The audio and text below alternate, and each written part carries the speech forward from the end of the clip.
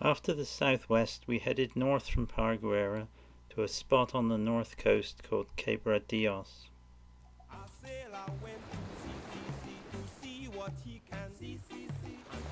This is a viewpoint on a high cliff top, generally thought to be the best spot in Puerto Rico to see the white-tailed tropic bird.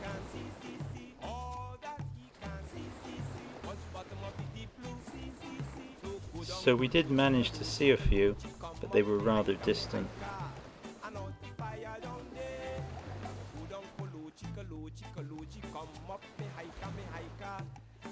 The green lizards, which are not native to Puerto Rico, have proliferated so much that their population, estimated at roughly 4 million, now outnumbers humans in this US territory. So, in 2012, Puerto Rico began and exported their meat to many Central Americans, who consider iguana a luxury food. However, we could not afford to stay too long here, because the objective was to get to the Rio Abajo State Forest to look for the rare and endangered Puerto Rican parrot. By 1975, the Puerto Rican parrot had declined to only 13 wild birds. These were restricted to the Luquillo National Forest in the eastern part of the island. Intensive recovery efforts increased the numbers to 47, but then suffered a setback when Hurricane Hugo hit the island in 1989. Numbers fell back to about 23.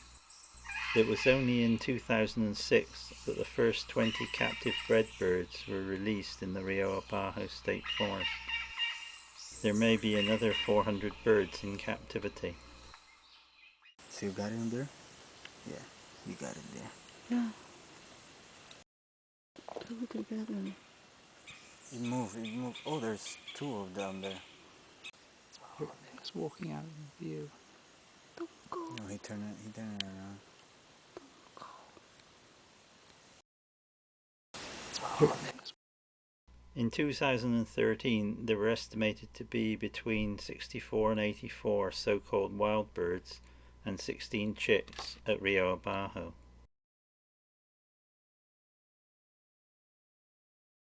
TJ Ranch is hidden in an enclave of karst hills and is a known stakeout for the endemic Puerto Rican screech owl.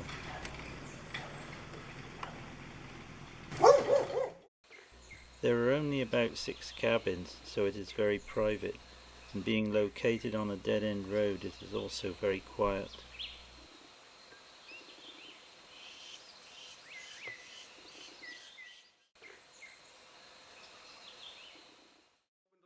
The owner, Tony, is a master chef originally from New York, who moved to Puerto Rico some years ago.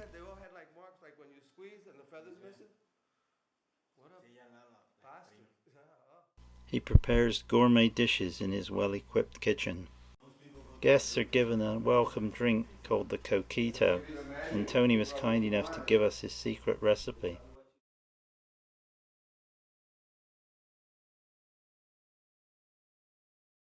I guess he is confident that it cannot be replicated elsewhere. I can highly recommend the octopus. Finally, we got good views of a lesser Antillean peewee. This is a possible future split, since those on the other Greater Antilles have all been separated. Note the ochraceous colour of the underparts. Really?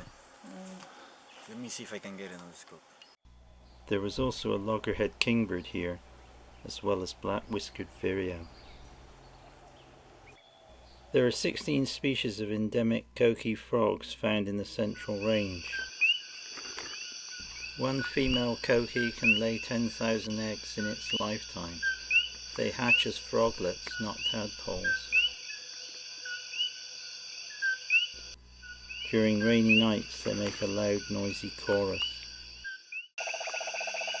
The noise blocked out the screech owl calls, so we failed to find any the first night. The next night we heard some distant calls and actually came quite close to one calling from a tree, but it left as soon as it saw our flashlight, so we dipped.